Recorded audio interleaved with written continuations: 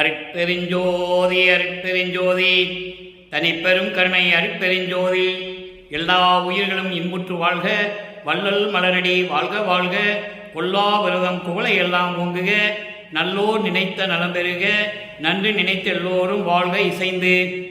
உலக மக்களே, அறிவார்ந்த அன்பர்களே, ஆண்மநேய ஒருமைப்பாடுடைய அன்பர்களே, வல்லப்பமான மக்களிய திருவற்பாவில் 3ஆம் திருமுறையில் பதிகம் 12 காட்சி அற்புதம் இரங்கல், காட்சி அற்புதம் இரங்கல் என்ற பதிகத்தில் இருக்கின்ற பாடலுடைய விளக்கங்களை பார்க்க போகிறோம்.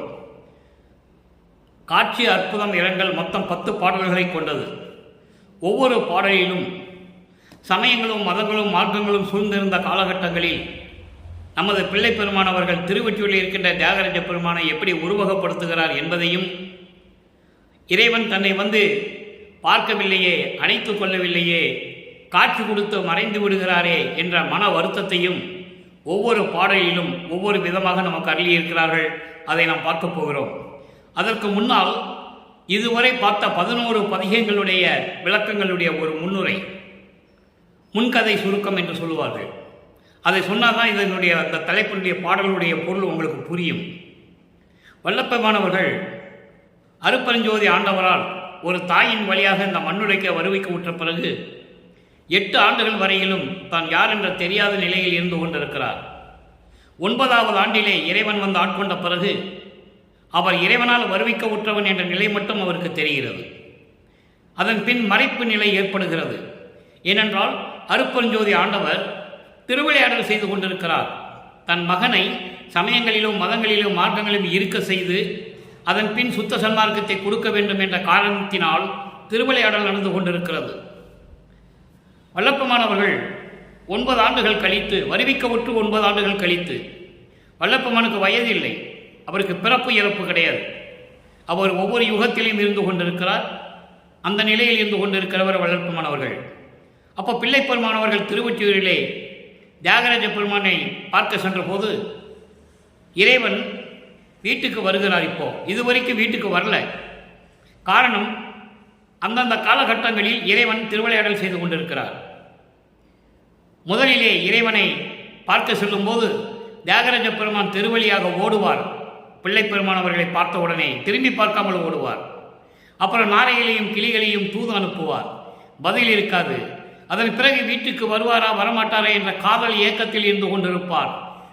தியாகராஜ பெருமான் வரவில்லை. இப்போ இந்த பாடல்களில் காட்சி அற்புதம், இறைவன் காட்சி கொடுக்கிறார், தன்னுடைய இருக்கிறார், அப்புறம் மறைந்து விடுகிறார். அதன் பிறகு அவருடைய மனநிலை எப்படி இருந்தது? தன்னை காதலியாகவும் இறைவனை காதலனாகவும் வர்ணனை செய்து, தன்னை தலைவியாகவும் இறைவனை தலைவனாகவும் வர்ணனை செய்து, உள்ளத்தை தோழியாக வர்ணனை செய்து இந்த பாடலை நமக்கு அருளியிருக்கிறார்கள். அவனுடைய மனநிலை எப்படி இருந்தது என்பதை உலக மக்களுக்கு தெரிவிக்கிறார். தன்னை ஒரு பெண்ணாக பாவித்து, அதனால்தான் அந்த காதலுடைய சொற்களை இங்கே சொல்ல முடியும். ஒரு காதலனை பார்க்க முடியாமல் எப்படி வருத்தப்படுகிறார்கள் என்பதை தன்னை பெண்ணாக உருவகப்படுத்தினால்தான் அதை சொல்ல முடியும். அதனால்தான் தன்னை பெண்ணாக உருவப்படுத்தி இந்த பாடலை அருளியிருக்கிறார்கள் என்பதை நீங்கள் புரிந்து கொள்ள வேண்டும். உள்ளத்திடம் சொல்லுகிறார், தோழியிடம். உள்ளத்தை தோழியாக வர்ணனை செய்கிறார். இப்போ இந்த பாடலை பார்க்க போகிறோம். அன்பர்களே, திருவற்பா அருள் மிகுந்தது, அருள் கடல். மக்கள்கிட்ட யாரும் சொல்லலை, அதான் வேதனையான விஷயம். இறைவன் நமக்கு கொடுத்த தயவினாலேயும் கருணையினாலேயும் 6 திருமுறைகள் விளக்கம் கிடைக்கப்பட்டதனாலேயும் உங்களுக்கு நான் விளக்கம் சொல்லிக் கொண்டிருக்கிறேன் என்று சொல்லுவதில் பெரும் மகிழ்ச்சி அடைகிறேன். அப்போது இறைவன் காட்சி கொடுக்கிறார். அந்த காட்சியினுடைய அற்புதம் எப்படி இருக்கும்? காட்சி கொடுத்த பிறகு இறைவன் மறைந்து விடுகிறார். அப்போ தலைவியுடைய மனநிலை எப்படி இருக்கும்? அதான் இரங்கல் என்று சொல்லுகிறார். தலைவி இரங்கல். தலைவி வருத்தப்படுகிறாள். காட்சி கொடுக்கிறார், கூடையே இருக்கிறார், திடீரென்று காணாமல் போய்விடுகிறார். நிரந்தரமாக இருப்பதில்லை. சமயங்களும் மதங்களும் மரணங்களும் சூழ்ந்திருந்த காலகட்டங்களில் இந்த நிலை அவருக்கு ஏற்படுகிறது. சமரச சுத்த சன்மார்க்கத்தை பெற்ற பிறகு இவர் நிலை என்ன? அருட்பெருஞ்சாண்டவர் நிரந்தரமாக இவரோடு கலந்து கொள்ளுவார். இதுதான் கான்செப்ட். நல்லா புரிஞ்சுக்கணும். நீங்கள் இதை சொல்லுவதற்காகத்தான் உலக மக்களிடம் சொல்லுவதற்காகத்தான் தன் மகனை சமயங்களிலும் மதங்களிலும் மார்க்கங்களிலும் இருக்க செய்கிறார் அருட்பெருஞ்சாண்டவர். இறைவனுடைய திருவிளையாடல் இது. இப்போ இந்த பாடலை கவனிங்க. 1வது பாடல் இன்னைக்கு ஒவ்வொரு பாடலிலும் ஒவ்வொரு விதமாக நமக்கு அருளி இருப்பார்கள். அவ்வளோ அழகா இருக்கும், அற்புதமாக இருக்கும். பூனா அணி பூன் புயமுடையார், பூனா அணி பூன் புயமுடையார், பொன்னம்பலத்தார், பொங்குவிடம் ஊனா உவந்தர், பொங்குவிடம் ஊனா உவந்தன், திருவொற்றியூர் வாழ்வுடையார், உண்மை சொல்லி நீனால் இருந்தார், அவர் இங்கே நின்றார், மீண்டும் நின்றிடவே மீண்டும் நின்றிடவே காணாது அயர்ந்தேன், என்னடி நான் கனவோ நனவோ கண்டது. தோழியிடம் சொல்லுகிறார், உள்ளத்திடம் சொல்லுகிறார். உள்ளத்திடம் சொல்லுவது போல உலக மக்களுக்கு தெரிவிக்கிறார் அந்த நிலையை. அதை நம்ம பார்க்க போறோம்.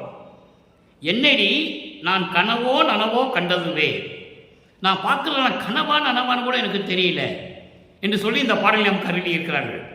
இந்த பாடலுடைய பத உரை பாருங்க, அதன் பேர் விளக்க உரை. பூனா அணி பூன் புயம் உடையார்.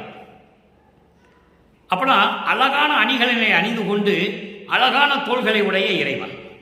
புயம் என்றால் தோள்கள். பூனா அணி என்பது அணிகலன்களை உடம்பு முழுவதும் அணிந்து கொண்டிருப்பவர், அழகான தோள்களை உடையவர். பொன்னம்பலத்தார், பொன்னம்பலத்திலே இருக்கின்ற இறைவன். அங்கே பொன்னம்பலம் சொல்லுவார், இங்கே சமரச சுத்த சன்மார்க்கத்தை பெற்ற பிறகு பொற்சபைன்னு சொல்லுவார். அங்கே சிற்றம்பலம்னு சொல்லுவார், இங்கே சிற்றவைன்னு சொல்லுவார். அதை நீங்கள் நல்லா புரிஞ்சுக்கிட்டே கவனிச்சுக்கிட்டே வரணும். நான் விளக்கம் கொடுக்கும்போது நீங்கள் கவனிச்சுக்கிட்டே வந்தால் தான் அந்த விளக்கம் புரியும். பொங்குவிடம் ஊன் உவந்தார், பொங்குவிடம் ஊன் உவந்தார். பார்க்கடலை கடையும் போது விஷம், பாம்பு அந்த அமுதத்தில் விஷத்தை கக்கி அதை விஷமாக்குகிறது. அதை உண்டார், மகிழ்வோடு உண்டார் இறைவன். அந்த விஷத்தை உண்டு தேவர்களுடைய உயிரை காத்தார் என்று சொல்லுகிறார். திருவொற்றியூரில் வாழ்வுடையவர், திருவொற்றியில் இருக்கின்றவர். ஏற்கனவே நான் இறைவன் வரவில்லை என்று ஏக்கம் கொண்டிருந்த போது இப்போ வந்து உண்மை சொல்லி என்பது இருக்கின்ற நிலையை சொல்லி, அவன் ஏன் இங்கு வரவில்லை, என்னை பார்க்க வேண்டும், ஏன் வரவில்லை என்று சொல்லுகிறார். உண்மை சொல்லி நீனால் இருந்தார், நீண்ட நாட்கள் என்னுடன் இருந்தார். உண்மையை சொல்லி ஏன் நான் வரவில்லை என்று அவர் காரணத்தை சொல்லுகிறார். அது உண்மை இருக்கிறது. நீண்ட நாட்கள் இப்படி அந்த உண்மையை சொல்லி வராததற்கு காரணத்தை உண்மையாக சொல்லி என்னுடன் இருந்தார். அவர் இங்கே நின்றார், என் உடனே இருந்தார், என் கூடையே இருந்தார். மீண்டும் நின்றிடவே என்பது போயிட்டு வந்தார். வருவார், என் கூட இருந்தார், திரும்பி போயிடுவார், திரும்பி வந்தார். இப்போ காணாது அயர்ந்தேன், நின்றிடவே காணாது அயர்ந்தேன். என்னை விட்டு போயிட்டார், மறைஞ்சிட்டார். அதனால் நான் அயர்ந்து கொண்டிருக்கிறேன், கவலைப்பட்டு கொண்டிருக்கிறேன். என்னடி தோழி, நான் பார்ப்பது கனவா நனவா என்று எனக்கு தெரியவில்லையே என்று இந்த பாடலை அருளியிருக்கிறார்கள். அப்போ இந்த பாடலின் மூலம் உலக மக்களுக்கு என்ன தெரிவிக்கிறார்?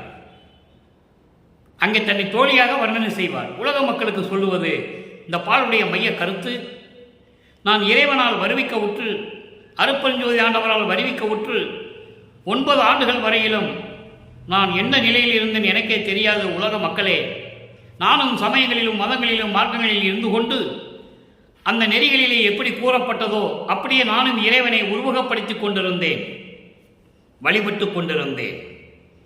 இறைவன் என் வீட்டிற்கு வந்தார், ஏன் வரவில்லை என்று கேட்டதற்கு அதற்கான ஒரு காரணத்தை சொன்னார். அதில் உண்மையும் இருந்தது. இதான் பிரபஞ்சத்தின் ரகசியம். என்ன உண்மை சொல்லணும்ல? சமயங்களிலும் மதங்களிலும் மார்க்கங்களிலும் நீ இருக்கணும்னு சொல்லி தான் நான் இதுவரைக்கும் உங்ககிட்ட வரல. இப்படி நீண்ட நாட்கள் என்னுடன் இருந்தார் உலக மக்களே. ஆனால் மீண்டும் நின்றிடவே காணாது அயர்ந்தேன். அவர் வராமல் நின்று விட்டார், என் கூடயே இருந்தார். அதான் சொல்றாரு, அவர் இங்கே நின்றார், இங்கே தான் இருந்தார். மீண்டும் நின்றிடவே காணாது அயர்ந்தேன். மறுபடியும் அவர் போய் மறைஞ்சுக்கிட்டாரு, இறைவனை பார்க்க முடியல.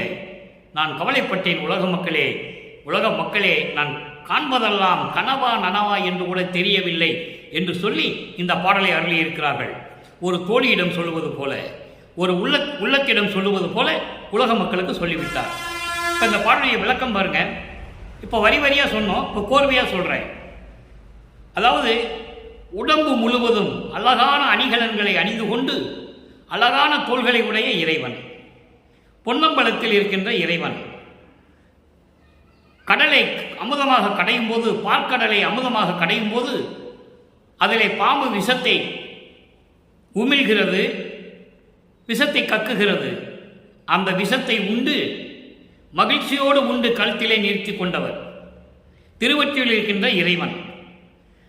இதுவரையிலும் என்னை பார்க்க வரவில்லையே, எதற்காக என்று கேட்கும் பொழுது உண்மையை சொல்லுகிறார்.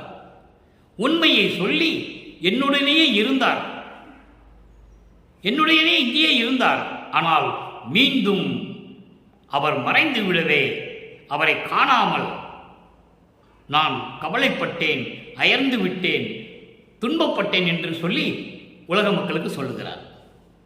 இப்போ இந்த நிலை மூன்றாம் திருமுறையிலே சமயங்களும் மதங்களும் மார்க்கங்களும் சூழ்ந்த நிலையில் இருந்து கொண்டிருக்கிறார். சுத்த சன்மார்க்கத்தை பெற்ற பிறகு இந்த பாடலிலே கூறப்பட்ட மூன்று நிலைகள், அதாவது உடம்பெல்லாம் அணிகலன் அடைஞ்ச இறைவன் என்று சொல்லுவார், திருவொற்றியூரில் இருக்கின்ற இறைவன் சொல்லுவார், விஷத்தை உண்ட இறைவன் என்று சொல்லுவார். இந்த நிலைக்கு சுத்த சன்மார்க்கத்தை பெற்ற பிறகு இதெல்லாம் சொல்ல மாட்டார். ஒரே இறைவன் அருட்பெருஞ்சோதி சொல்லுவார். அதுக்கப்புறம் திருவொற்றியூரில் இருக்கின்ற இறைவன் என்று சொல்லுவார். இந்த நிலைக்கு சுத்த சன்மார்க்கத்தை பெற்ற பிறகு வடலூரிலே சத்தியஞான சபையில் இருக்கின்ற இறைவன் என்று சொல்லுவார். நீங்கள் வித்தியாசத்தை பார்க்கணும். ஏன்னா சமயங்களும் மதங்களும் மார்க்கங்களும் ஒழிந்து விட்டது, அழிந்து விட்டது. அப்போ மக்களுக்கு ஒரு மார்க்கம் வேணும்னு சொல்லி தான் சமரச சுத்த சன்மார்க்கத்தை உருவாக்கி அதை தன் பையனிடம் கொடுப்பதற்காகத்தான், தன் மகனிடம் கொடுப்பதற்காகத்தான் அவரை வருவிக்க செய்தார். அவர் பெயர் செல்வப்பிள்ளை. இறைவன் செல்லமாக கூப்பிடுவார், செல்வப்பிள்ளை. அப்போ அந்த பிள்ளை பெருமானவர்கள் இதெல்லாம் விட்டுட்டு பிறகு இறைவனை வடமொழியில் சத்தியஞான சபையில் இருக்கின்ற இறைவன் என்று சொல்லுவார். அதுக்கப்புறம் இறைவன் வந்தார், என் கூட தியாகராஜ பெருமான் இருந்தார், அதுக்கப்புறம் போயிட்டார், பார்க்க முடியலன்னு சொல்லுவார். இந்த நிலைக்கு சுத்த சன்மார்க்கத்தை பெற்ற பிறகு அருட்பெருஞ்சோதி ஆண்டவர் என்னோடு கலந்து கொண்டார்னு சொல்லுவார். நிரந்தரமாக இந்த நிலைகளை நாம் பார்க்க போகிறோம். நல்லா கவனிங்க. சுத்த சன்மார்க்கத்தை பெற்ற பிறகு சமயங்களும் மதங்களும் மார்க்கங்களும் எல்லாவற்றையும் விட்டுவிட்டு அருட்பெருஞ்சோதி விட சொல்லுகிறார், விட்டு விட்டார். இருக்க சொன்னார், இருந்தார். அதுக்கப்புறம் அது பொய் என்று சொல்லிவிடு என்று சொன்னார், பொய் என்று சொல்லிவிட்டார். இனிமேல் அது தேவையில்லை. அப்போ சுத்த சன்மார்க்கத்தை பெற்ற பிறகு இறைவனை என்னுடைய காட்சி எவ்வளவு அற்புதமாக இருந்தது என்பதை மூன்றாம் திருமுறையிலே பார்த்தது. ஆறாம் திருமுறையிலே 40வது பதியத்திலே கண்கொள்ளா காட்சி. தலைப்பை எவ்வளவு வித்தியாசம் இருக்கு பாருங்க. காட்சி அற்புதம் இரங்கல் அங்கே, இங்கே கண்கொள்ளா காட்சி பாருங்க. அடுத்தானை அடுத்தானை அடியேனை அஞ்சேல் என்று இங்கு ஆண்டானை, சிறுநெறிகள் அடையாது என்னை தடுத்தானை, பெருநெறிக்கு தடையை தீர்த்தானை, தன்னருளும் தன்பொருளும் தானே என்பால் கொடுத்தானை, குற்றமெல்லாம் குணமாக கொள்ளும் குணத்தானை, சமய மத கூலி நின்று என்னை எடுத்தானை. எவ்வளவு அற்புதம் பாருங்க. யாராலும் சொல்ல முடியாது. இந்த பிரபஞ்சம் தோன்றிய காலத்திலிருந்து எந்த முனிவனும் இந்த விஷயம் சொன்னதில்லை. இறைவனை நான் இப்படியெல்லாம் பார்த்தேன் என்று. இறைவனை யாருமே பார்க்க முடியவில்லை அருட்பெருஞ்சோதியை என்பதை திருவருட்பாவிலே நாம் ஏற்கனவே பல விளக்கங்களை நான் கொடுத்திருக்கிறேன். சமய மத குழி நின்று சாக்கட குழி, பாதாள குழி என்று சொல்லுகிறார். சமயங்களையும் மதங்களையும் சமய மத குழி நின்று என்னை எடுத்தானை. அதான் சொல்லுவார் கொடிப்பாட்டில், வெறிக்கும் சமய குழியில் விளைந்தேன், தன்னை விழாத வகை மறித்து ஒரு பேரறிவு அளித்த வள்ளல் கொடி என்று சொல்லுவார். பேரறிவு என்பது சுத்த சன்மார்க்க நெறி, சுத்த சன்மார்க்க அறிவு. அதை தான் இங்கே சொல்லுகிறார். சமய மதக்குழி நின்று என்னை எடுத்தானை, எல்லாம் செய்யவல்ல சிட்டே ஈந்தானை, கண்டு கழித்திருக்கின்றேனே, பார்த்து பேரின்பம் அடைந்திருக்கிறேன். ஆக அங்கே பார்க்க முடியாத இறைவன், தன்னை விட்டு ஓடிப்போன இறைவன், யார்? தியாகராஜ பெருமான். இங்கே அருட்பெருஞ்சோதியான பிறகு அவர் எப்படி அவரோட கலந்து கொண்டார் சொல்லுகிறார். விளக்கம் பாருங்க. அடுத்தானை, அடுத்தானை என்பது என்னோடு கலந்து கொண்டவனை. எவ்வளவு அற்புதம் பாருங்க. அடுத்தானை என்ற ஒரு வார்த்தைக்கு என்னோடு கலந்து கொண்டவனை. மகனே அஞ்சேல் என்று, மகனே அஞ்சாதே என்று இந்த மண்ணுலகிலே என்னை ஆண்டவனை, ஆண்டானை. அப்போ மண்ணுலகுக்கு முன்னால் எங்க இருந்தார் அவரு? சொல்லணும்ல. இங்கே என்பது இந்த மண்ணுலகிலே இப்பொழுது என்னை ஆண்டானை. அப்ப இதுக்கு முன்னால எந்தெந்த யுகத்தில் எப்படி இருந்தாருன்னு சொல்லணும்ல. பின்னால விளக்கம் வருது. என்ன ஆண்டானை, சிறுநெறிகள் அடையாது என்னை தடுத்தானை. சிறுநெறிகள், சமயங்கள், மதங்கள், மார்க்கங்களில் சொல்லப்பட்ட சிறுநெறிகள், துன்பங்களையும் துயரங்களையும் கொடுக்கக்கூடிய சிறுநெறிகள், கொலையும் புலையும் தவிர்க்காத நெறிகள். எந்த சமயங்களிலும் மதங்களிலும் மார்க்கங்களிலும் கொலையும் புலையும் தவிர்க்க வேண்டும் என்று சொன்னதே இல்லை. அப்படிப்பட்ட சிறுநெறிகளை என்னை வந்து சேராமல் தடுத்தானை. பெருநெறிக்கு தடை தீர்த்தானை. சுத்த சன்மார்க்கத்திற்கு தடைகளான, முக்கிய தடைகளான சமயங்கள், மதங்கள், மார்க்கங்கள் இவற்றையெல்லாம் தடுத்து நிறுத்தி எனக்கு பெருநெறியை கொடுத்தவனை, சுத்த சன்மார்க்க நெறியை கொடுத்தவனை, தன் அருளும் தன் பொருளும், தன்னுடைய அருளையும் தன்னுடைய அருள் செல்வத்தையும், பொருள் என்பது அருள் செல்வம், அருள் செல்வத்தையும் எல்லா அருள் வல்லவத்தையும் தானே என்பால் கொடுத்தானை. அவரே வந்து வலிந்து என்னை ஆண்டானே என்று சொல்லுவார். மகனை வலிந்து ஆண்டவர். வலிந்துன விரும்பி. அப்போ என்பால் அளித்தனை, என்பால் கொடுத்தனை, குற்றமெல்லாம் குணமாக கொள்ளும் குணத்தானை. அவர் என்ன குற்றம் செஞ்சாரே? எந்த குற்றமும் செய்யல. அவர் சமயங்களிலும் மதங்களிலும் இருக்க சொன்னார் இறைவன். அந்த தடைகளையும் அந்த குற்றங்களையெல்லாம் நீக்கி குணமாக கொண்டவனை, குணத்தானை. சமய மத கூலி நின்று என்னை எடுத்தானை. சமயங்களிலும் மதங்களிலும் நான் ஈடுபட்டு கொண்டிருந்தேனே, அந்த குழியிலிருந்து, அந்த பாதாள குழியிலிருந்து, அந்த சாக்கடை குழியிலிருந்து என்னை வெளியே எடுத்தானை. எல்லாம் செய்வல்ல சித்தே ஈந்தானை. எல்லா சித்துக்களும், பிரபஞ்சத்தை இயக்கக்கூடிய எல்லா சித்து அருள்களையும் எனக்கு கொடுத்தவனை கண்டு கழித்திருக்கின்றேனே.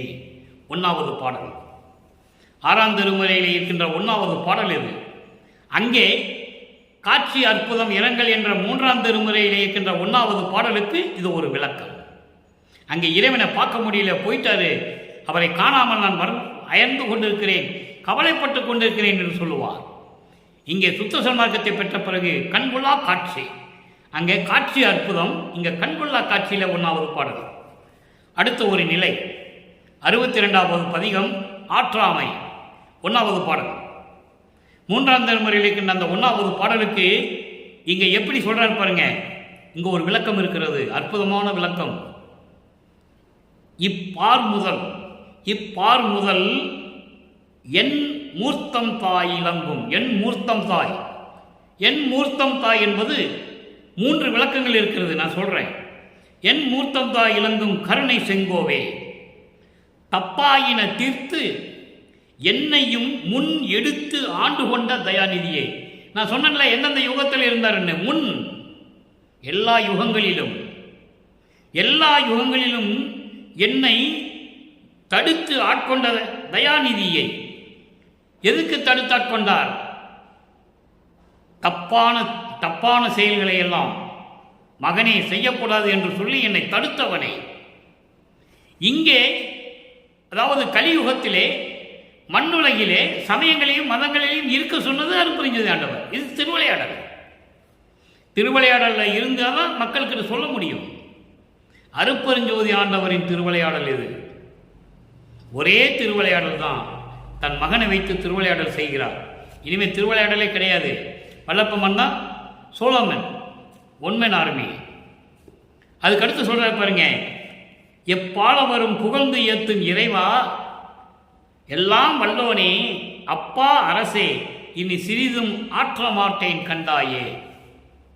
இனிமேல் இந்த சமயங்களையும் மதங்களையும் மார்க்கங்களையும் உலக மக்களிடம் உலாவுவதற்கு நான் சகித்துக் கொள்ள மாட்டேன். சுத்த சன்மார்க்கத்தை என்னிடம் கொடுத்து விட்டாய். நான் இனிமேல் இதெல்லாம் சகித்துக் கொள்ள முடியாது. எப்படி? இந்த பார் முதல், இந்த மண்ணுலகம் முதல் எல்லா உலகங்களிலும், அதாவது எல்லா உலகங்களிலும் 8 குணங்களை கொண்ட இறைவனாகவும், அட்டமூர்த்திகள் என்று சொல்லுவார். தட்சிணாமூர்த்தி, அருண்மூர்த்தி, புண்ணியமூர்த்தி, அட்டமூர்த்தி என்று சொல்லுவார்.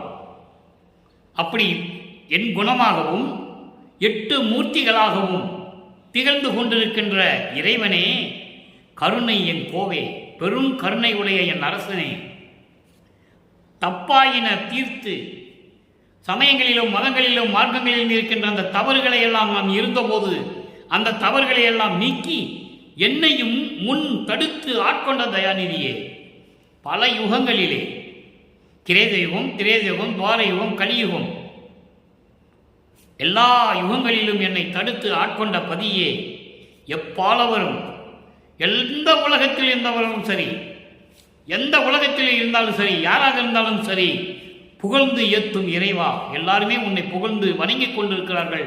இறைவா, எல்லாம் வல்லவனே, எல்லா அருள்வளங்களை கொண்ட இறைவனே, என் அப்பா, என் அரசே, இனி சிறிதும் ஆற்ற மாட்டேன் கண்டாயே. இனிமேல் நான் எதையும் சகித்துக் கொள்ள முடியாது. உலகத்தினுடைய பிரபஞ்சத்தினுடைய எல்லா உண்மைகளையும் எனக்கு கற்றுக் கொடுத்து விட்டாய். பிரம்மன் திருமால் முதல் எல்லாருமே குற்றவாளிகள், கொலை குற்றவாளிகள் என்று எனக்கு அடையாளம் காட்டிவிட்டாய். தெளிவாக சொல்கிற அனுப்பாவில் யாரும் மறுக்க முடியாது. ஆதாரங்கள் இருக்கின்றன. நெடுமால் சமூகத்தோர்த்தம், நெடுமால் முதல் கடவுள் சமூகத்தோர்த்தம் 1000 பிழைகள் பொறுத்து மாயை ஒடிய நேர் நின்ற கருணை வள்ளல் என்று சொல்லுவார். எங்கே? மகாதேவ மாலையில் 95வது பாட்டில் 5வது வரியில் சொல்லுவார். பிரம்மன் முதல் வருணமா கொலை பாதகர்கள் சொல்லுவார். வருண மகா கொலை பாதகர்கள் என்பது விதவிதமாக கொலை செய்த கொலை குற்றவாளி பிரம்மன் என்று சொல்லுவார். எல்லாமே திருவருட்பாவில் உண்டு. பிரபஞ்சத்தின் உண்மைகள் அத்தனையும் உண்டு. ஆனால் மக்களிடம்தான் யாரும் சொல்லவில்லை. அதை இந்த வள்ளலார் ஊழியன் செய்து கொண்டிருக்கிறேன். இறைவன் கொடுத்த தயவு, இறைவன் கொடுத்த கருணை, இறைவன் கொடுத்த உறுதிப்பாடு. அதுக்கப்புறம் பாருங்க, எப்பாரும் புகழ்ந்து ஏத்தும் இறைவா, எல்லா உலகங்களில் இருக்கிறவங்களும் மக்களும் உன்னை புகழக்கூடிய இறைவா, இனிமேல் நான் சகித்துக் கொள்ள முடியாது. இனிமேல் நான் சகித்துக் கொள்ள முடியாது. எல்லாரையும் கொடுத்து விட்டாய். வருவித்த வண்ணமும் நானே, இந்த மாநிலத்தை செய்யும் வண்ணமும் நானே. நீ என்னை வருவிக்க செய்தாய். இந்த பிரபஞ்சத்தை இயக்குவது நான் தான் என்று சொல்லுகிறார். யார் சொன்னது? மக்கள்கிட்ட யாரும் சொல்லலையே. பிரம்மன் திருமாலாம் உங்கள் ஆயுள் காலம் முடிந்து எப்பவும் மாண்டு போனார்கள். தெளிவாக சொல்றது.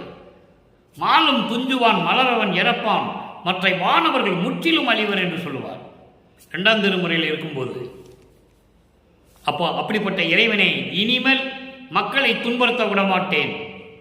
சமயங்களையும் மதங்களையும் மார்க்கங்களையும் நடமாட விடமாட்டேன். என்னால் சகித்துக் கொள்ள முடியாது, பார்த்துக்கொள் என்று சொல்கிறார். அடுத்து ஒரு பதிகம் பாருங்க. சிவ புண்ணிய பேரு 70வது பதிகம்.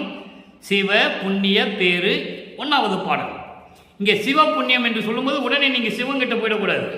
இங்கே சிவ புண்ணியம் என்பது அருட்பெருஞ்சோதியுடைய அருளை பெற்ற பிறகு அந்த பாக்கியம் எப்படி இருந்தது? பேர் என்பது பாக்கியம், பெரும் பாக்கியம். அருட்பெருஞ்சோதி ஆண்டவருடைய அருளை பெற்றது பெரும் பாக்கியம் என்று சொல்லுகிறார் 1வது பாடல். நல்லா கவனிக்கணும், அற்புதமான பாடல். மாலிலே மயங்கி மண்ணிலே அனித்த வாழ்விலே வரவிலே மலம்சார் தோளிலே ஆசை வைத்து வீண் பொழுது தொலைக்கின்றார். யாரு? உலக மக்கள். உலக மக்கள் எப்படி இருக்கிறாங்கன்னு சொல்றாரு. தொலைக்க நான் காலிலே ஆசை வைத்தேன், உனது காலிலே ஆசை வைத்தேன், வைத்தனன் நீயும் கனவினும் நனவினும் என்னை நின்பாலிலே வைத்தாய். இந்த கனவினும் நனவினும் வரி வருதில்லை. இன்று பார்த்த 3வது திருமுறையிலே 12வது பதியத்தில் இன்னைக்கு வருதில்லை. என்னடி தோழி, கனவா நனவா நான் கண்டதுவே என்று சொல்லுவார். நான் பார்த்ததெல்லாம் கனவா நனவான்னு சொல்லுவார். இங்கே கனவிலும் நனவிலும் என்பால் வைத்தனை. என்பால் வைத்தனை. இவ்வளோ அற்புதமாக சொல்கிறாங்களே. அதனால தான் இங்கே லிங்க் பண்ணுறாரு. 3ஆம் திருமுறை பாடலுக்கு 6ஆம் திருமுறை விளக்கத்தை லிங்க் பண்ணுறாரு. இந்த லிங்க் யார் எடுக்க முடியும்? இந்த தொடர்பு யாரால் சொல்ல முடியும்? இறைவனுடைய அருளையும் தயவையும் கருணையும் பெற்றவன் தான் சொல்ல முடியும். அதான் இந்த வள்ளலார் ஊழியர் செய்து கொண்டிருக்கிறேன். அங்கே கனவா நனவான்னு எனக்கு தெரியலன்னு சொல்லுவார். இங்கே இறைவன் கனவிலும் நனவிலும் கலந்து கொண்டு விட்டான் என்று சொல்லுவார். அப்போ நீயும் கனவினும் நனவினும் என்பால் வைத்தனை. கனவுலையும் நனவுலையும் என் கூடையே இருக்கிற, நீ எங்கேயுமே போகல, எனக்கு இது போதும், எனக்கு இது போதும். புண்ணிய தவம் பலித்ததுவே, நான் செய்த தவம் பலித்து விட்டது. என்ன தவம் செஞ்சாரு சொல்லணும் இல்லை? அங்கே சமயங்களிலும் மதங்களிலும் மார்க்கங்களிலும் என்ன தவம் சொல்லுவாரு? காட்டுக்குள்ளே போயிடுவானுங்க, பெரிய அடர்ந்த காட்டுக்குள்ளே போயிடுவாங்க, மலை குகைக்குள்ளே போயிடுவாங்க, கடலுக்கு அடியில் போயிடுவாங்க, புத்து வளர்கிற மாதிரி உட்காந்துக்குவான், வேள்வி வளர்த்து ஊசி பலகையை போட்டு ஒத்த காலில் நிற்பான், ஊனின்றி உறக்கமின்றி. யாருக்கு இறைவன் கிடைக்கல? நான் செய்த புண்ணிய தவம் பலித்ததுவே. இவர் என்ன தவம் போயிருந்தாரு? நோவாமல் நோன்பு என்னை போல் நோற்றவரும், எஞ்சான்றும் சாகாவரும் என்னை சார்ந்தவரும், தேவா நின் பேரர்களை என்னை போல் பெற்றவரும், எவ்வுலகில் யார் உலர் சற்றே அறையின் கேட்பார். அறைன்னா சொல்லு, உன் மீது எனக்கு நம்பிக்கை இல்லை, நீ எனக்கு தெரியாமல் யாருக்காவது நீ கொடுத்துருப்ப சொல்லுன்னு கேட்குறாரு அவங்க அப்பா கிட்ட. அவர் சொல்கிறாரு, அதன் பதில் எங்கே வருது? அகவல்ல சொல்லுவார், சாவா நிலை இது தந்தனம் உனக்கே ஆவா எனார்லேயே அருட்பெருஞ்சோதி. இப்படி இந்த தவம் தான் அவர் பண்ணிட்டு இருந்தார். சதா நேரமும் இறைவனை நினைத்து கொண்டிருப்பது தான் சுத்த சன்மார்க்கத்தில் தவம். கண்ணை மூடிக்கிறது, கால் மேலே காலை போட்டு உட்கார்ந்துக்கிறது, அது தவம் இல்லை. சுத்த சன்மார்க்கத்தில் தவம் இல்லை. இந்நேரமும் இதயத்தில் இறைவனை நினைத்து கொண்டிருப்பது அதான் சுத்த சன்மார்க்கத்தின் தவம்.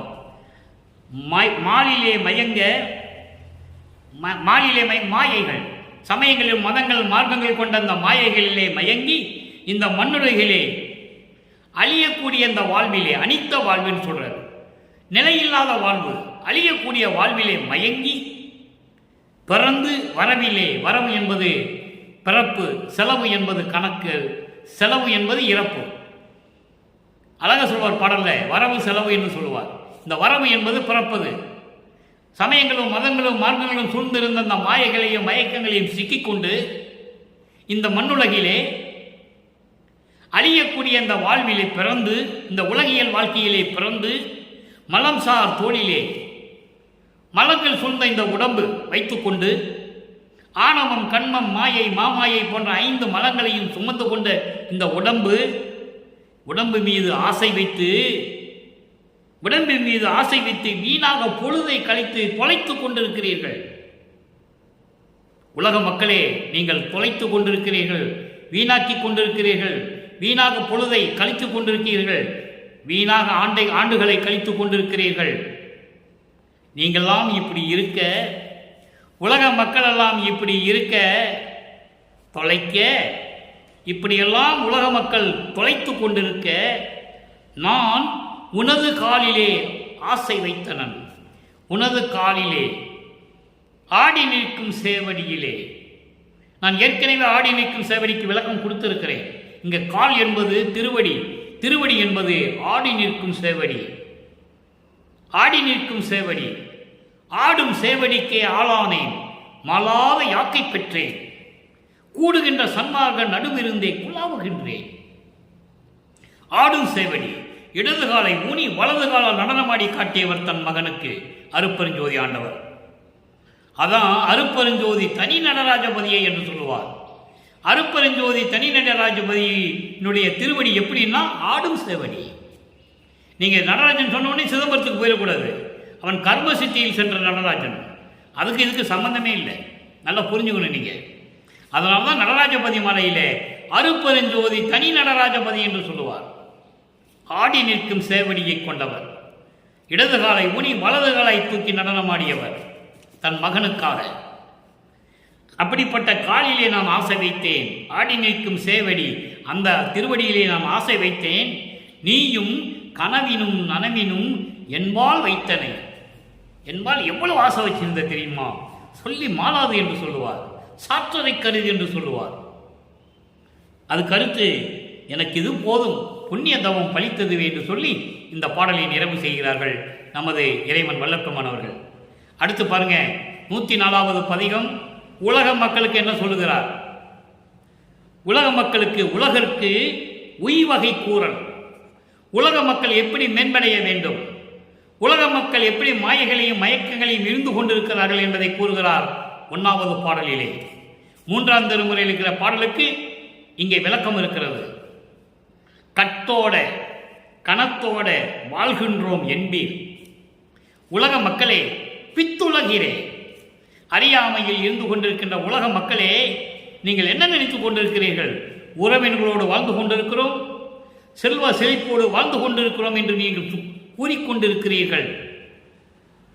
கண்ணோடே கருத்தோடே கருத்தனை கருதி. கருத்தன் என்பது அருட்பெருஞ்சோதி ஆண்டவர். அருட்பெருஞ்சோதி ஆண்டவரை கண்ணால் பார்க்க வேண்டும், அருட்பெருஞ்சோதி ஆண்டவரை உள்ளத்திலே வைத்துக்கொண்டு போற்றி வணங்க வேண்டும் என்று நீங்கள் நினைக்க மாட்டீர்கள், நினைக்கவில்லை. அதான் சொல்றார், கண்ணோடே கருத்தோடே கருத்தனை கருதி. உலக மக்களே, உறவினர்களோடும் செல்வ சிரிப்போடு நாம் வாழ்ந்து கொண்டிருக்கிறோம் என்று சொல்லிக் கொண்டிருக்கிறீர்கள். ஆனால் அருட்பெருஞ்சோதி ஆண்டவரை பார்க்க வேண்டும் என்று நீங்கள் நினைக்கவில்லை. அருட்பெருஞ்சோதியை கண்ணாலே பார்க்க வேண்டும், அருட்பெருஞ்சோதி ஆண்டவரை உள்ளத்திலே வைத்துக் கொண்டு போற்றி வணங்க வேண்டும் என்று நீங்கள் நினைக்கவில்லையே சொல்லுகிறார். அடுத்து பாருங்க, அற்புதமான பாடல். பட்டோடே பனியோடே திரிகின்றீர் தெருவில். பட்டோடே பனியோடே திரிகின்றீர் தெருவில். உலக மக்களே, அடங்காமல் பகட்டோடும் ஆணவத்தோடும் செருக்கோடும் எல்லா செயல்களையும் செய்து கொண்டு, பணி என்பது செயல்கள், தெருவிலை திரிந்து கொண்டிருக்கிறீர்கள் உலக மக்களே, எந்த விதமான பலனும் இல்லாமல். அதை சொல்றாரு, தெருவில் நீ தெருவுக்கு வந்துடுவேன்னு சொல்லுவாங்க தெரியுமா? உலகையில் ஏய் இப்படிலாம் நீ பண்ணிட்டு இருந்தே தெருவுக்கு தான் வரப்போறேன்னு சொல்லுவாங்க. அதை தான் இங்கே குறிப்பிடுகிறார். வீணா போனவன், அடங்காமல் சினத்தோடும் அகங்காரத்தோடும் ஆணவத்தோடும் எல்லா செயலும் செய்து கொண்டு கடைசியிலே வீணாக போய் எதற்கும் பலன் இல்லாமல் தெருவிலே நின்று கொண்டிருக்கிறீர்கள். பசியோடே வந்தாரை பார்க்க நேரி. பசியோடு யாராவது வந்தா கூட நீங்க பார்க்க மாட்டேன்றீங்க. இதெல்லாம் எப்படி நடக்கிறது? சமயங்களிலும் மதங்களிலும் மார்க்கங்களில் இருந்து கொண்டு இருமாப்போடு இருந்து கொண்டிருக்கிறீர்கள். நம்ம உறவினர்களோடு இருந்து கொண்டிருக்கிறோம், செல்வ செழிப்போடு இருந்து கொண்டிருக்கிறோம் என்று நினைத்துக் கொண்டிருக்கிறீர்கள். சுத்த சன்மார்க்கத்தின் தலைவனாக அருட்பெருஞ்சோதி ஆண்டவரை மனதில் நினைக்க வேண்டும் என்று நீங்கள் நினைக்கவில்லை. அவரை பார்க்க வேண்டும் என்ற ஒரு முயற்சி எடுக்கவில்லை. சுத்த சன்மார்க்கத்துக்கு நீங்கள் வரவில்லையே. அடுத்து சொல்ற பாருங்க, கொட்டோடே முழக்கோடே கோலம் காண்கின்றேன். கொட்டோடு முழக்கோடு கோலம் காண்கின்றேன். வாத்தியங்களுடன் முழக்கங்களுடன் ஆரவாரம் செய்து கொண்டு, முழக்கம் செய்து கொண்டு கோலம் காண்கின்றீர், மனக்கோலம் காண்கின்றீர். மரணம் வந்தால் என்ன செய்வீர்? எவ்வளவு அற்புதமா சொல்றாரு பாருங்க. அதாவது கொட்டோடே முழக்கோடே கோலம் காண்கின்றீர், அதே நேரத்தில் மரணம் வந்து விட்டால் என்ன செய்வீர்? குணத்தோடே குறிப்போடே குறிப்பதை குறியீர். குணங்களும் நல்ல நோக்கங்களும் கொண்ட கொள்கையை நினைக்க மாட்டீர்கள், நினைக்கவில்லையே. அப்போ குணங்களும் நல்ல நோக்கங்களும் கொண்ட எண்ணங்கள் எங்க வரும்? சமரச சுத்த சன்மார்க்கத்தில் இருந்தால்தான் வரும். அதான் இங்கு மறைமுகமான விளக்கம் தருகிறார். சமரச சுத்த சன்மார்க்கத்தில் இருந்தால் நல்ல குணம் வந்துடும், உயிர் நேயம் வந்துடும், உயிர் இரக்கம் வந்துடும், தயவு வந்துடும், கருணை வந்துடும், ஜீவகாரணிய ஒழுக்கம் வந்துடும், இந்திரிய ஒழுக்கம், கர்ண ஒழுக்கம், ஜீவ ஒழுக்கம், ஆன்ம ஒழுக்கம், எல்லா ஒழுக்கங்களும் வந்துடும். இதை ஏன் நினைக்க மாட்டேன்றீர்கள் உலக மக்களே? அடுத்து சொல்றாரு, எட்டோடு இரண்டும் சேர்த்து என்னவும் அறியீர். எட்டோடு இரண்டு சேர்த்து என்னவும் அறியீர். எட்டோடு ரெண்டு சேர்த்து என்ன ஆகும்? 10. 10னா என்ன? 8னா என்ன? 2னா என்ன? 8னா அகரம், 2னா உகரம். 8 + 2 10. 10 என்றால் யகரம். யகரம் என்றால் இந்த உடல், உடம்பு. 8 அகரம் என்பது ஆன்மா, உகரம் என்பது ஜீவன். ஆன்மா அறிவும் ஜீவ அறிவும் சேர்ந்தால்தான் இந்த உடம்பு. அதான் சொல்றேன், 8ஓடு 2 சேர்த்து எண்ணமும் அறிய. 8ஓடு 2 சேர்த்தா 10 கூட உங்களுக்கு தெரியலையே. அகரத்தோடைய ஓரத்தோடைய சேர்த்தா யகரம்னு உனக்கு தெரியலையே. ஆன்மா அறிவும் ஜீவ அறிவும் சேர்ந்ததான் உடம்புன்னு உனக்கு தெரியலையேன்னு சொல்றேன். எவ்வளோ அற்புதமான விளக்கம் பாருங்க நண்பர்களே. திருவருட்பாவில் இருக்கின்ற விளக்கம் எந்த நூல்களையும் எந்த புராணங்களையும் கிடையாது. அப்போ உடம்பை எப்படி பாதுகாக்கணும்னு சொல்ற. இந்த உடம்பு எதுக்கு வந்தனோட உங்களுக்கு தெரியல. கொட்டோட முளக்கோட மனக்கோளெல்லாம் பார்க்குறீங்க. மரணம் வந்துட்டு என்ன பண்ணுவீங்க? நல்ல குணங்களும் நல்ல எண்ணங்களும் இருக்கிற ஒரு நிலையை நீங்கள் அறிய முடியல. சுத்த சன்மார்க்கத்தை உங்களை பற்றி தெரியல. ஆக ஆன்ம அறிவும் ஜீவ அறிவும் இருந்தால்தான் இந்த உடம்பு நல்லா இருக்கணும் கூட உங்களுக்கு தெரியல. எத்துணை கொள்கீர் பித்துலகிறே. எத்துணை என்னதான் இப்போ நீங்கள் தெரிஞ்சுக்கிட்டீங்க? எத்துணை கொள்கின்றி நீங்கள் என்னதான் தெரிஞ்சுக்கிட்டீங்க? எது உங்களுக்கு துணைன்னு நீங்கள் நினைச்சுக்கிட்டு இருக்கீங்க? எத்துணை எது துணை உங்களுக்கு? சுத்த சன்மார்க்கம். பித்து உலகிறே. அறியாமையில் இருக்கின்ற உலக மக்களே நன்றாக தெரிந்து கொள்ளுங்கள் என்று சொல்லி இந்த பாடலை நமக்கு அருளியிருக்கிறார்கள். அற்புதமான விளக்கம். உலக மக்களுக்கு ஒரு இறைவன் சொல்லுகிறார். இது மற்றது மாதிரி உபதேசங்கள்லாம் இல்லை. எத்தனையோ உபதேசங்கள் நடந்திருக்குன்னு புராணங்களில் இருக்குது. அதை நான் விரிவாக பேச விரும்பலை. ஏன்னா நேரம் தான் வேஸ்ட் ஆகிட்டு இருக்கும், வீணாக போய்கிட்டு இருக்கும். அடுத்து இறுதியாக ஒரு விளக்கம். 147வது பதிகம் அனுபவ மாலை 1வது பாடல். அங்கே 3ஆம் திருமுறையிலே 1வது பாடலிலே காட்சி அற்புதம் இரங்கலிலே தலைவி எப்படி இறங்குகிறாள் என்பது வருந்துவது. அதான் இரங்கல் என்று சொல்லுகிறார். தோழியிடம் ஒரு தலைவி எப்படி சொல்லுகிறார்? இறைவன் என் கூட தான் இருந்தார், ஆனால் திரும்பி என்னை விட்டுட்டு போயிட்டாரு, காணாமல் போயிட்டாருன்னு சொல்றார். ஆனால் இங்கே இறைவனை பற்றி தோழியிடம் எப்படி சொல்லுகிறார்? சுத்த சன்மார்க்கத்தை பெற்ற பிறகு தலைவி தோழியிடம் எப்படி சொல்லுகிறார்? அதாவது வல்லற்பமான உலக மக்களுக்கு என்ன சொல்றார்? இதான் கான்செப்ட். இப்போ பாருங்க 1வது பாடல். அம்பலத்தே திருநடம் செய்யும் அடிமலர் என் முடிமேல் அணிந்து கொண்டேன். அம்பலத்தை திருநடம் செய் அடிமலர் என் முடிமேல் முடிந்து கொண்டேன். திருச்சிற்றம்பலத்திலே நடனமாடி கொண்டிருக்கின்ற இறைவனுடைய திருவடிகளை என் தலைமேல் வைத்துக் கொண்டேன். என் தலைமேல் வைத்துக் கொண்டேன். அப்படி என்றால் எல்லா அருளையும் பெற்றுக்கொண்டேன். திருவடியினர் அந்த திருவடியில் இருக்கின்ற அருளையெல்லாம் நான் பெற்றுக்கொண்டேன். அன்போடும் என் ஆறுயிருக்கும் அணிந்தேன். அதான் எனக்கு துணை என்று சொல்லுகிறார். எனக்கு அன்பாகவும் என் உயிருக்கு உயிராகவும் துணையாக இருப்பது இறைவனுடைய திருவடி, இறைவனுடைய அருள் என்று சொல்லுகிறார். அடுத்து பாருங்க, நிறைய விளக்கங்கள் இருக்கிறது, நல்லா கவனிச்சுட்டு வாங்க. எம்பரத்தே மணக்கும், எம்பரத்தே மணக்கும் அந்த மலர் மனத்தை தோழியிடம் சொல்லுகிறார், உள்ளத்திடம் சொல்லுகிறார், உலக மக்களுக்கு சொல்லுகிறார். நல்லா புரிஞ்சுக்கணும் நீங்க. மனத்தை தோழி என் உரைத்தேன். உரைக்க என்றால் என் அளவு அன்று அதுவே. இந்த வரிக்கு மட்டும் விளக்க சொல்லிட்டு அப்புறம் பார்ப்போம். எம்பரத்தே மணக்கும். எம்பரம் என்பது எல்லா உலகங்களிலுமே மனம் வீசக்கூடிய அந்த மலர் இருக்கே, அடிமலர், அதனுடைய மனத்தை தோழி நான் என்னவென்று சொல்லுவேன்? என்னவென்று சொல்லுவேன்? நான் சொல்ல வேண்டும் என்றால் அந்த அளவிற்கு எனக்கு தகுதி இல்லை. என் அளவு அன்று அதுவே. எனக்கு அந்த அளவுக்கு சொல்றதுக்கு தகுதி இல்லை என்று சொல்லுகிறார். இங்கே மணக்கும் என்பது அருள். எல்லா உலகங்களும், எல்லா உலகத்தில் உள்ளவர்களும் எவ்விடத்தும் அருளோடு விளங்கக்கூடிய அந்த மலர் மனத்தை, மலர் மனம் என்பது மல்லிகை மனம், மல்லிகை மலர் மனம், மல்லிகை மலர் மனம் என்பது சுத்த தேகம். இறைவன் கொடுத்த விளக்கம் இது. நீங்கள் எந்த அகர எடுத்தாலும் கிடைக்காது. மலர் மனம் என்றால் மல்லிகை மலர் மனம். மல்லிகை மலர் மனம் எங்கே வீசும்னா சுத்த தேகத்தை இருக்கிறவனுக்கு மல்லிகை மலர் மனம் வீசும். புரவண தேகம் கொண்டவனுக்கு திருநூறு மனம் வீசும். ஞான தேகம் கொண்டவனுக்கு கற்பூர மனம் வீசும். இது சுத்த சன்மார்க்க விளக்கம், இறைவனுடைய விளக்கம். ஆக அந்த மனத்தை, அந்த மலர் மனத்தை தோழி என் உரைப்பேன். சுத்த தேகத்தோடு மலர் மனம் மல்லிகை மனம் வீசக்கூடிய சுத்த தேகத்தை பெயர்த்து நான் என்ன சொல்லுவேன்? என்ன சொல்ல முடியும் என்னால்? உரைக்க என்றால் நான் சொல்ல வேண்டும் என்றால் அந்த அளவிற்கு எனக்கு தகுதி இல்லை. அப்படிப்பட்ட தகுதியுடைய சுத்த தேகம் கொண்ட இறைவன் தோழியிடம் சொல்லுகிறார், உலக மக்களுக்கு தெரிவிக்கிறார். எப்படி? உலக மக்களே, நான் இறைவனுடைய திருவடிகளை என் தலைமையில் வைத்துக் கொண்டேன். அதோடு மட்டுமல்ல, அதுதான் என் உயிருக்கு துணை, என் உயிருக்கும் துணை.